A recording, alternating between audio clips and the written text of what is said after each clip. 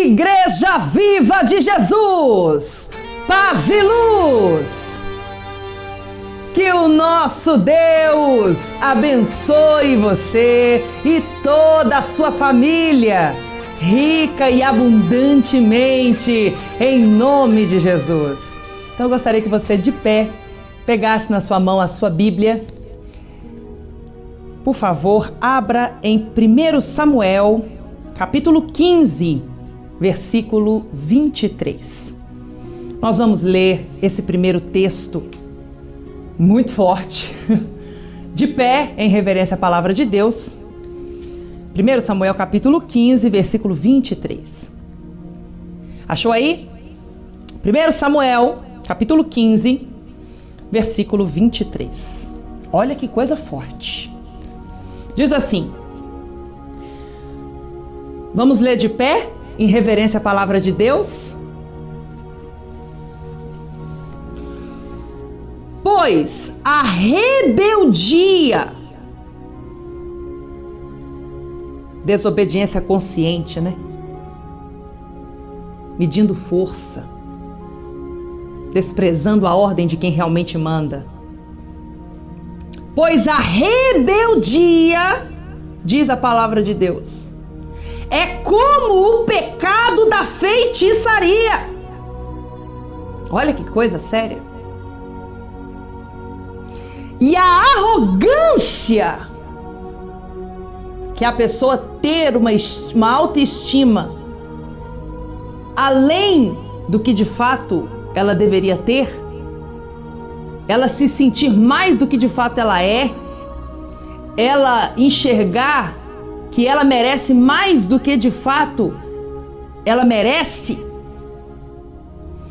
A arrogância é uma posição de superioridade que a própria pessoa se coloca pela altivez de espírito. Ela se sente melhor do que as outras, mais merecedora do que as outras, sendo que ela não é e não se esforça para ser e quer mérito de coisas que ela não tem direito e nem merece e nem faz por onde, entende? A arrogância é uma coisa que domina a pessoa por dentro, é uma altivez, é um espírito de superioridade. Faz ela se sentir um Deus.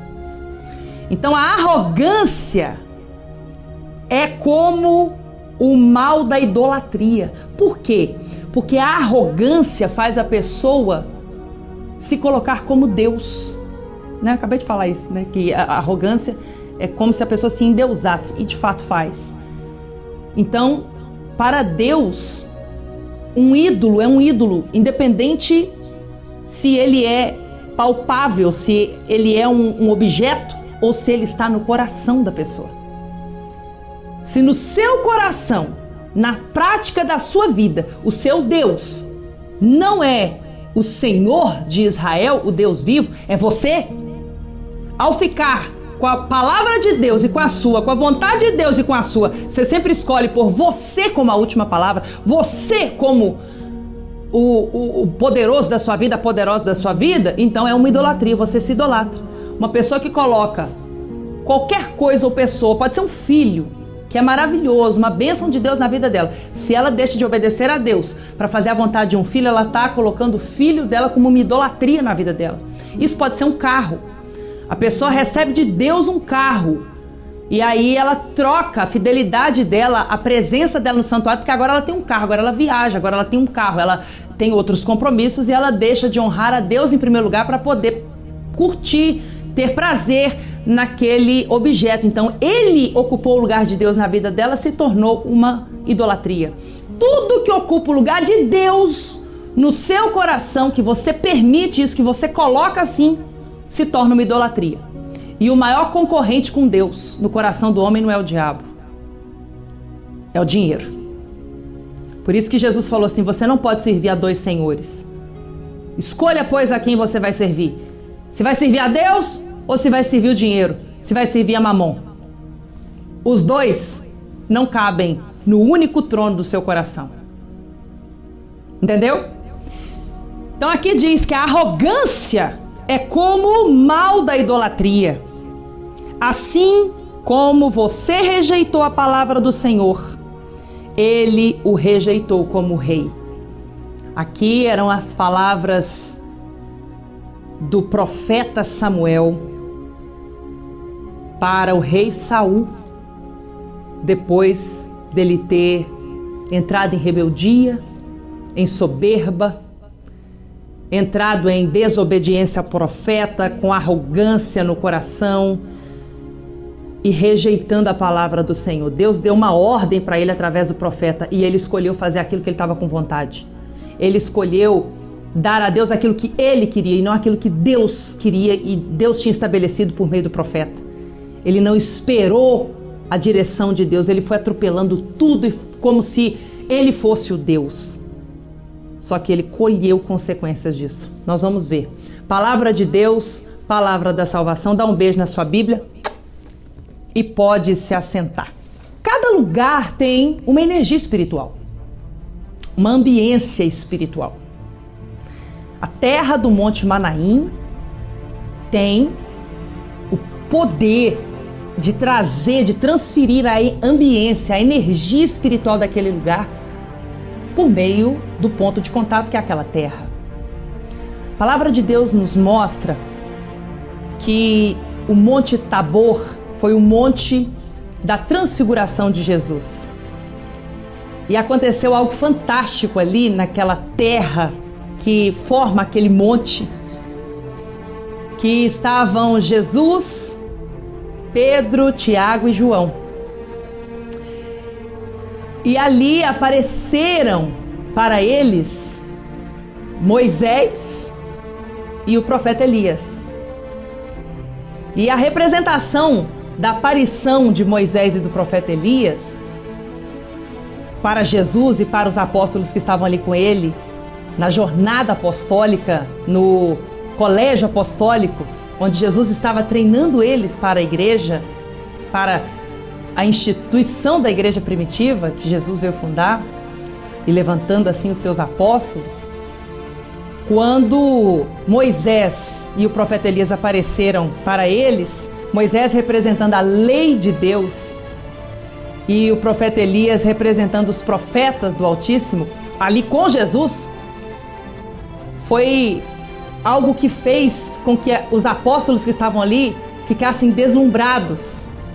E eles queriam até morar ali, ficar ali para sempre. Tamanha ambiência de glória de Deus, né? O Monte Tabor, ele é conhecido como o Monte da Glória de Deus, que foi resplandecente naquele lugar e com aquela presença. Você entende o que eu estou dizendo? Então, até hoje, esse monte, ele é um monte de glória, é um monte que tem uma energia espiritual por causa deste acontecimento sobrenatural. E aí você vê,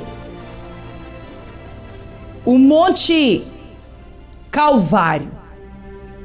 A palavra de Deus diz que o Monte Calvário foi o monte onde nosso Senhor Jesus Cristo morreu e foi sepultado. O corpo dele entrou morto dentro da gruta, que é o sepulcro vazio, que é o túmulo vazio de Jesus, que fica lá em Jerusalém. Mas no Monte Calvário foi o lugar onde Jesus ressuscitou de dentre os mortos. E de todos os que já ressuscitaram, que a palavra de Deus nos mostra, Jesus Cristo é o único que de fato ressuscitou e integralmente permanece vivo e vive para sempre e reina para todo sempre. Mas também lá em Israel tem um monte chamado Gilboa. Eu quero mostrar isso para você hoje na palavra de Deus, porque é muito profundo. Gilboa foi o monte onde Saul, o rei Saul, se suicidou. E eu quero que você abra sua Bíblia aí, ó, em 1 Samuel, capítulo 15, só volta a página, que nós vamos ler o versículo 1. Capítulo 15, versículo 1. E eu vou mostrar para você a primeira coisa que eu preciso que você entenda. Que o rei Saul, quando ele foi ungido rei pelo profeta Samuel, um profeta de Deus, por ordem de Deus foi ungido rei de Israel, ele não era um cara rebelde. Ele não era um homem que afrontava a Deus, que desobedecia a Deus, que tinha arrogância no seu coração.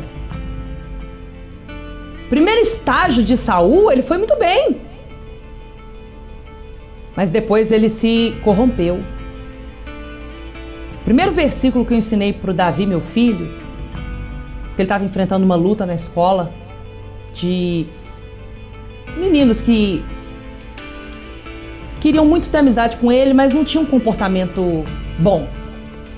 E o Davi queria ter amizade com os meninos e ele chegou para mim e falou: mãe, me ajuda. Como é que eu faço para ter amizade com eles sem que eles me prejudiquem de alguma forma?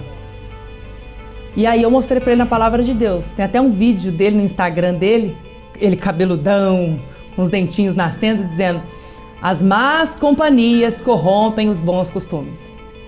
Você tem que escolher com quem você anda, porque se você não consegue influenciar essa pessoa para a luz, para o reino, para Deus, para a fé, ela certamente na caminhada com você vai te influenciar para o mal. E Saul, ele começou a ser corrompido e o coração dele se tornou arrogante, o espírito dele se tornou altivo, e foi quando ele caiu ao escolher passar por cima do profeta de Deus e assim desobedecer a Deus. Então, a primeira coisa que eu preciso dizer para você é que Saul era ungido de Deus. E ele foi ungido pelo profeta Samuel, e o grande erro de Saul foi atropelar o profeta e ele por si mesmo estipular a Deus a oferta que ele ia dar a Deus, e não com humildade buscar saber: Deus, o que o Senhor quer que eu faça? O que o Senhor quer de mim? Qual oferta que o Senhor quer que eu lhe apresente para que o Senhor nos dê vitória? Não, ele foi atropelando as coisas. E olha o que aconteceu aqui. A palavra de Deus nos mostra que o povo de Israel, depois que Saul fez isso, desobedeceu, atropelou o profeta de Deus e desobedeceu a Deus, o exército de Israel foi a campo para poder enfrentar os inimigos. Só que eles perderam. Quando que o povo de Israel, o exército de Israel, fugia, tinha medo, era derrotado pelo povo de Deus, pelo povo inimigo, pelos filisteus, pelos inimigos que vinham com toda a força. Eram os inimigos que tinham medo de Israel e não o exército de Israel, que tinha medo e saía fugido das batalhas. Quando que eles ficaram com medo e começaram a fugir? Quando eles entraram em desobediência a Deus e deixaram de ser fiéis a Deus. A fidelidade a Deus é o segredo da força e da vitória. Então eu quero ler com você aqui, quero que você marque na sua Bíblia, 1 Samuel capítulo 15, versículo 1. Aqui eu vou te mostrar que Saul, ele foi ungido pelo profeta Samuel por ordem de Deus. Olha aí. Samuel disse a Saul: eu sou aquele a quem o Senhor enviou para ungí-lo como rei de Israel. Saul foi ungido rei de Israel por ordem de Deus e pelo profeta de Deus, que foi fiel até a morte. Samuel foi um tremendo profeta. Por isso, escute agora a mensagem do Senhor. O profeta colocou o pezinho dele no chão e falou: escuta aqui, você é rei porque eu te ungi por ordem de Deus. Você tem unção. Agora, escuta a palavra do Senhor e obedeça. Só que ele escolheu desprezar a direção do profeta e desobedeceu a Deus. E olha o que aconteceu. Versículo 23, que nós lemos no início da mensagem hoje. Pois a rebeldia é como o pecado da feitiçaria, e a arrogância é como o mal da idolatria. Assim como você, Saul, rejeitou a palavra do Senhor, ele também o rejeitou como rei. Porque no mundo espiritual, no seu relacionamento com Deus, quem determina como será esse relacionamento com Deus não é Deus, é você. Pela sua ação de fé e de obediência ao profeta de Deus, no altar de Deus e a Deus. Pela sua integridade, pela sua fidelidade. Tem que ser fiel a Deus e ser fiel até a morte. Versículo 24. Pequei, disse Saul. Violei a ordem do Senhor e as instruções que tu me deste. Tive medo dos soldados e os atendi. Agora eu te imploro. Agora ele ficou com medo de Deus, né? Depois de não ter tido mais medo de Deus, perdido o temor, e a vida dele entrada em ruína, ele ficou desesperado. Agora eu te imploro, profeta Samuel, perdoa o meu pecado e volta comigo para que eu adore o Senhor. Ele ficou apavorado. Agora como é que eu faço? Me socorre. Eu sei que eu vou entrar em destruição agora, porque quem pode contra Deus? Eu tenho uma máxima na minha prática de fé e no meu ensino, tanto aos meus filhos na minha casa, quanto à igreja, principalmente as irmãs do Projeto Ação Mulher, eu ensino muito isso, que é o seguinte: quem teme a Deus não teme mais nada. Mas quem não teme a Deus teme tudo na vida. Vive com medo, e o medo paralisa você, o medo rouba vitórias de você, o medo mata você, o medo angustia sua alma. Quem teme a Deus não teme mais nada. Agora, quem escolhe não temer a Deus, então vai temer todo o resto. Qualquer mínima coisa, qualquer pequeno inimigo vai ser motivo de tacar o terror na sua vida. Por quê? Porque o temor do Senhor é uma escolha. E essa escolha exige humildade, de se submeter a Deus. Submeta-se a Deus, para que só então você tenha força e autoridade para resistir o mal e ele fugir de ti. Tá entendendo? Agora, o profeta de Deus é boca de Deus na sua vida. O profeta de Deus, ele executa a vontade de Deus na sua vida, a ordem de Deus na sua vida, como aconteceu com o profeta Samuel diante de Saul. E ele escolheu desobedecer e colheu consequência disso. Agora olha aí no capítulo 16. 1 Samuel, capítulo 16. Diz assim, versículo 1. O Senhor disse a Samuel, o profeta: até quando você irá se entristecer por causa de Saul? Saul aqui ainda estava vivo. E o profeta se entristeceu, porque ele viu o que iria acontecer, porque o profeta vê as coisas antes. Ele viu a ruína de Saul. Ele viu. E ele ficou triste, porque Saul tinha tudo para continuar indo bem. E ele escolheu medir força com Deus. Ele escolheu esse caminho. E o profeta viu. Porque Deus revela tudo antes de acontecer aos seus profetas, como diz a palavra de Deus. E aí Deus prossegue dizendo para o profeta Samuel: eu o rejeitei como rei de Israel. Agora então encha o chifre com óleo. O chifre é o shofar. E vá a Belém, eu o enviarei a Jessé. Escolhi um de seus filhos para fazê-lo rei. Foi quando o profeta Samuel, com o shofar cheio de óleo santo, foi até Belém para encontrar-se com Davi e ungí-lo rei de Israel. Agora você vê, depois que o profeta Samuel ungiu Davi como rei, muita coisa aconteceu.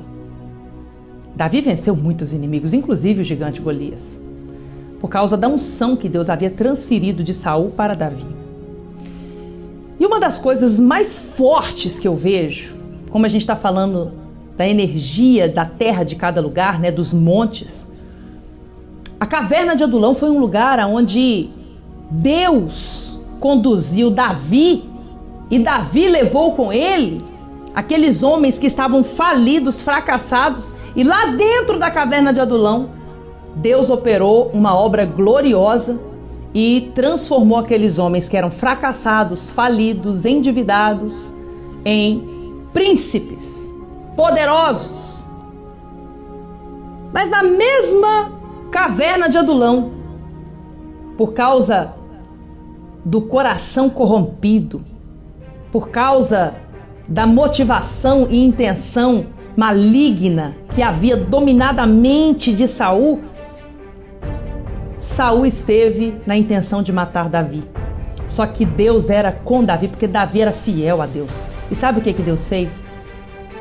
Deus fez com que Saul, que foi até a caverna de Adulão para matar Davi, depois morresse como seu próprio assassino. Ele foi para lá como assassino, para ser assassino de Davi.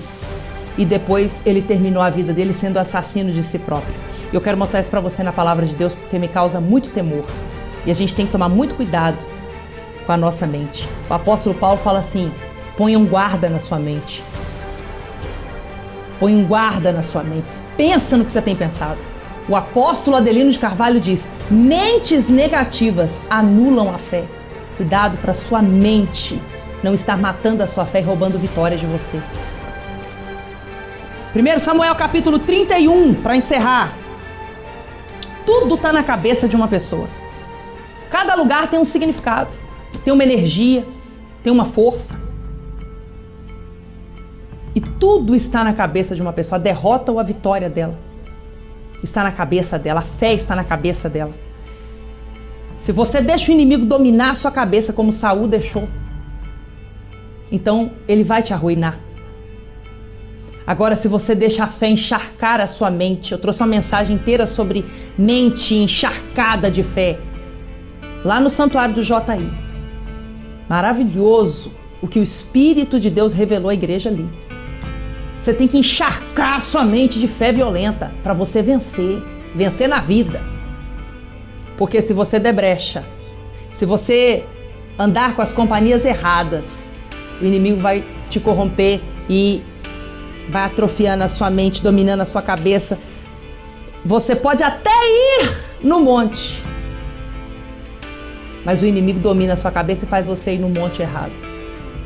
Você pode até ir na caverna de Adulão, enquanto Deus está ali fazendo um milagre na vida de Davi e daqueles homens e transformando radicalmente a realidade da vida deles, de fracassados, falidos, endividados a príncipes e poderosos. Os homens mais poderosos da época eles se tornaram pelo poder de Deus.